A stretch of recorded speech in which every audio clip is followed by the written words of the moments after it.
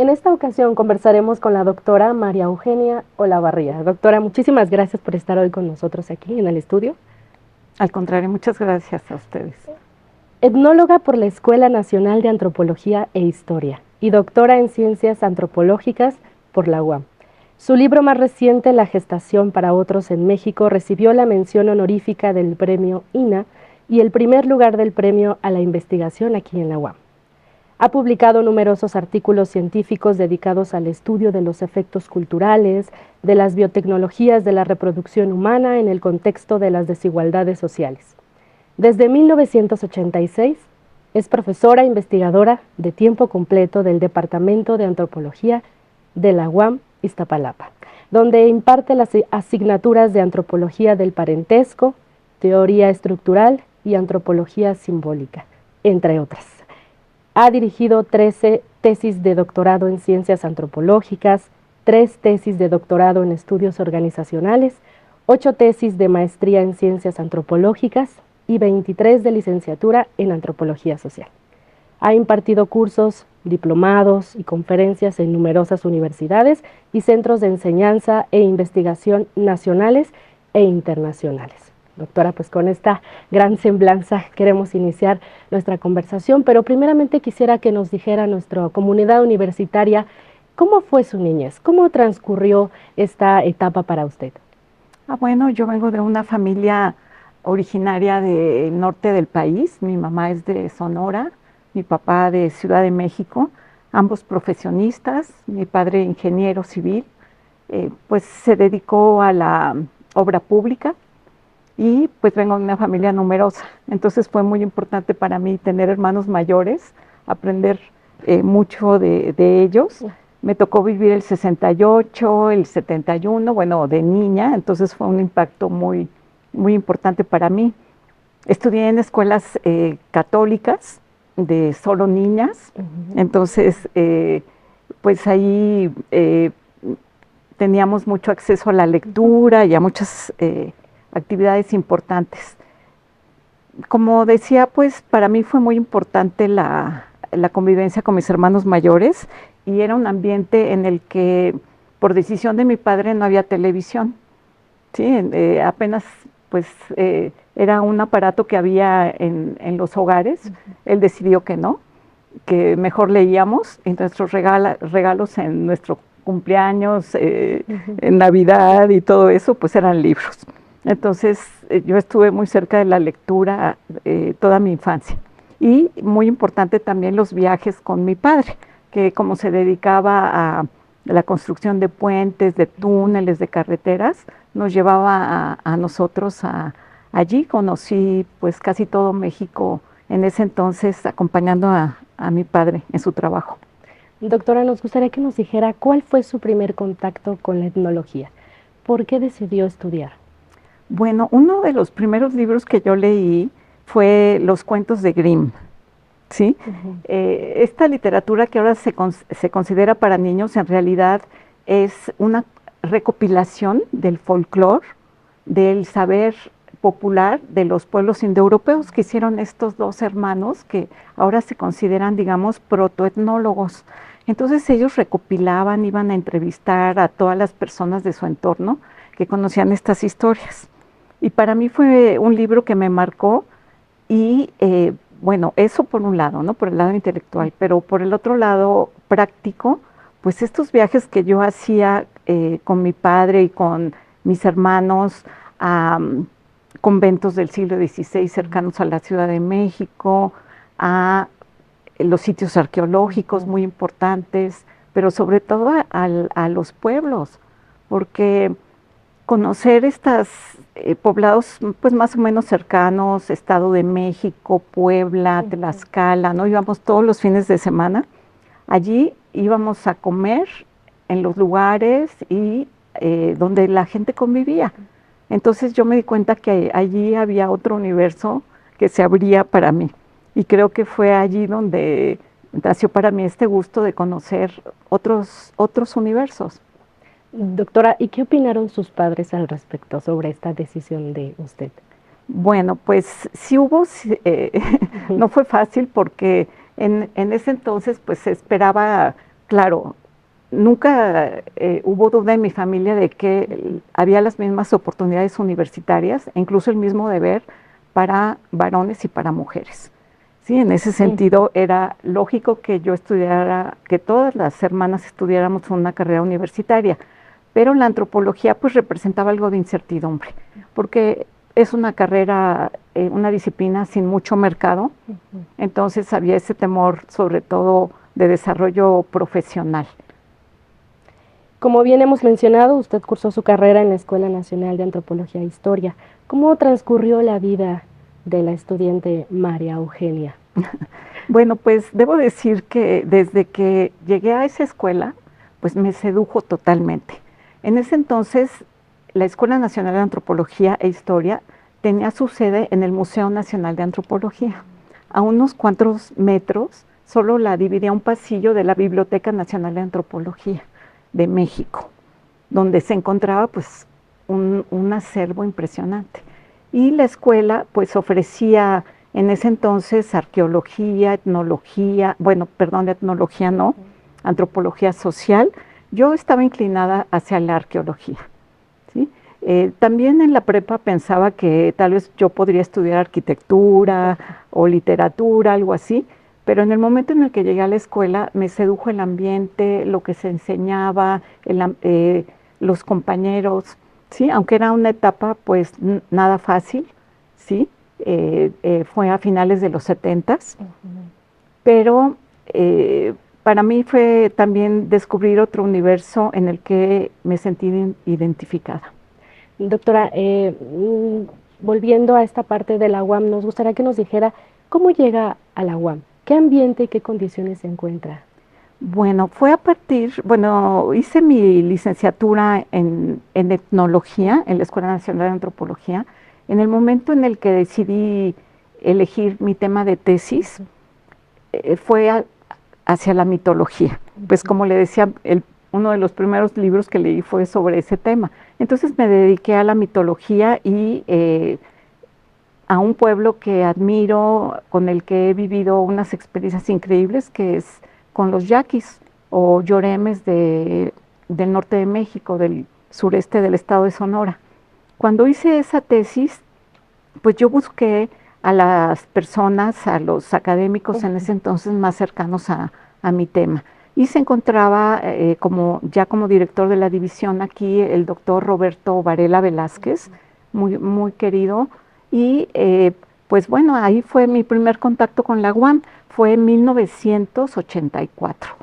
¿Sí? La UAM era todavía muy joven y pues allí entré en contacto con la UAM, con el profesor Varela, también con el profesor en ese entonces, que ya no está aquí, digamos, como docente, el doctor Claudio Lovnitz, que fueron parte de mi comité de tesis. Seguí trabajando ese tema en la licenciatura y pues se abrieron varios concursos de oposición en 1985 y participé. En ese entonces la UAM estaba en plena expansión, era necesario que se abrieran concursos para enriquecer la planta docente y pues obtuve la cátedra, digamos, gané el concurso de oposición en 1985 y entré en 1986 ya como profesora. Y doctora, ¿cómo ve desde que usted entró a dar clases aquí a la UAM actualmente, cómo es que usted ve la docencia? Bueno, a mí la docencia al principio me representó un gran reto, ¿verdad? Quiero decir, porque yo era muy joven. En ese entonces, pues, yo empecé a dar clases a los 20 y tantos años, prácticamente de la edad de mis estudiantes. Y como es normal, hay inseguridades, van a saber más que yo, qué me van a preguntar, y algo que es muy común en los docentes es, ¿me va a dar tiempo o se me va a acabar, digamos, mi clase antes de las 2 horas, ¿no? Pero bueno, desde entonces se convirtió en una de las actividades más satisfactorias, porque pues en antropología desde ese entonces hay una cercanía muy grata entre estudiantes y profesores, hay una gran confianza, los estudiantes son participativos Y además tuve la suerte de que las asignaturas que di, pues eran muy cercanas a lo que eran mis temas, mi tema de investigación. Desde el inicio di antropología del parentesco, análisis del mito, estructuralismo, que es una de las teorías pues que ha regido mi actividad, ¿no?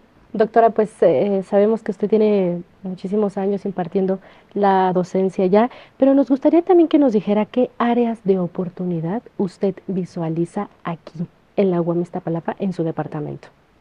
Bueno, han ido cambiando, ¿verdad? Porque la población estudiantil, la docente, pues se ha venido transformando a lo largo de estos años. Yo llevo cumplo 38 años de docente aquí en la UAM.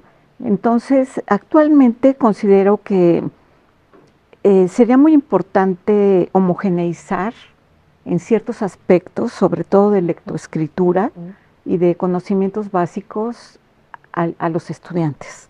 Considero que a veces no llegan con los mismos conocimientos porque depende mucho de sus antecedentes académicos, y considero que un curso propedéutico importante podría cumplir esa función, ¿verdad?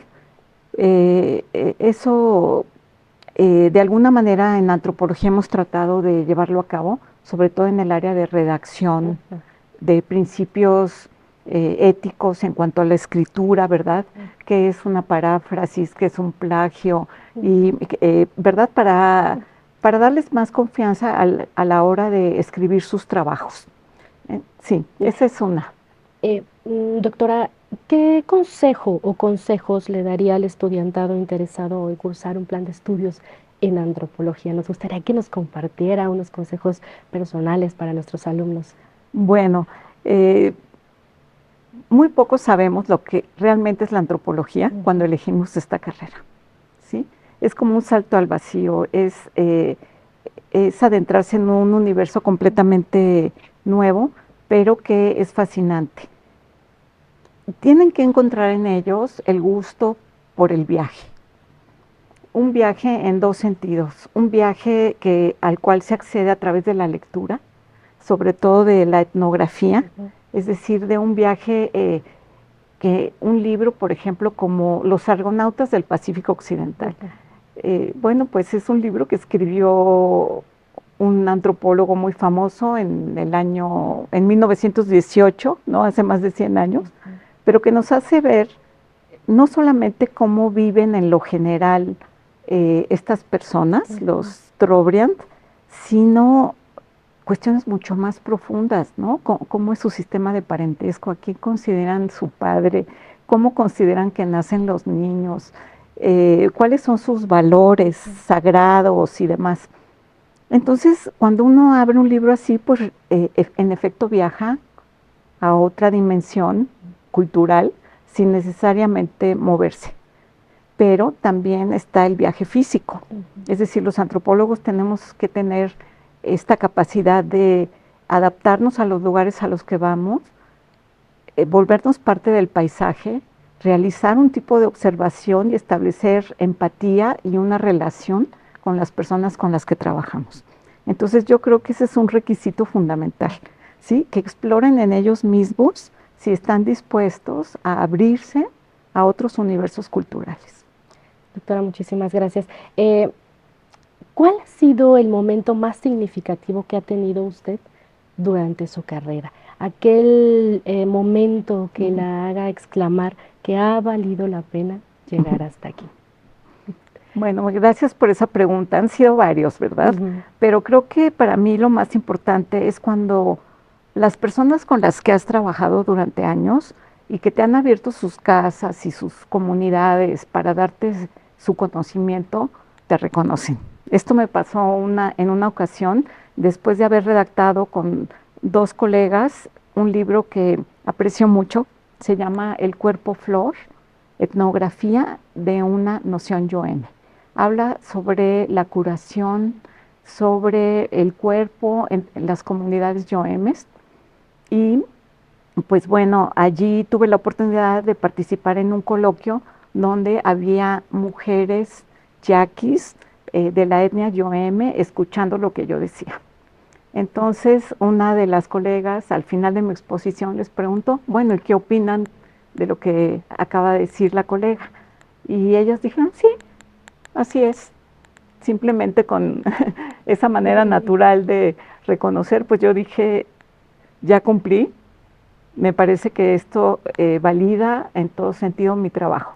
Doctora, nos gustaría también que nos compartiera dos de sus proyectos de investigación que más han marcado su vida, que más han significado para usted. Claro. Bueno, yo he dedicado mi carrera como etnóloga a dos grandes campos. El primero fue con las comunidades yaquis de Sonora. Allí trabajé la mitología, la ritualidad, las concepciones del cuerpo y a eso dediqué pues casi 20 años. Allí fue muy impresionante pues para mí convivir con las comunidades, conocer sus ritos de cerca, su vida familiar, todo esto. Y también fue muy importante para mí porque allí estuvieron presentes durante mi trabajo de campo, pues mis hijos pequeños. A partir del año 2000, siguiendo una línea más bien teórica de investigación alrededor del simbolismo y del estructuralismo, dirigí mis investigaciones a los parentescos urbanos. Es decir, cuáles son las formas de diversidad familiar en la Ciudad de México, sobre todo aquellas que se completan a través de las biotecnologías de la reproducción humana. Entonces, a partir del año 2010-2012, llevo estudiando qué significa la fertilización in vitro, la donación de gametos, la gestación subrogada y todas aquellas formas asistidas de reproducción humana. Doctora, también nos gustaría que nos platicara más sobre su vida personal. ¿Cuáles son los pasatiempos que a usted le gusta a un lado de la antropología, verdad? Bueno, pues para mí la lectura, ¿no? Es una gran afición. La literatura, sobre todo leo mucho novela, cuento, algo de ensayo. Para mí es muy importante el cine. Bueno, es una fuente de información también etnográfica, pero trato de verlo como una distracción. El deporte, ¿verdad? Porque para los antropólogos es muy importante mantener una Sí. buena forma física, ¿no? Y pues pasar el tiempo con mi familia. Nos gustaría saber si de pronto su educación de antropóloga ha influido en la educación de sus hijos. Bueno, para ellos fue muy importante que desde pequeños entraran en contacto con otras realidades. Y además, pues en el caso de mi hijo mayor, puedo decir que él me abrió el paso en las comunidades yaquis, ¿no?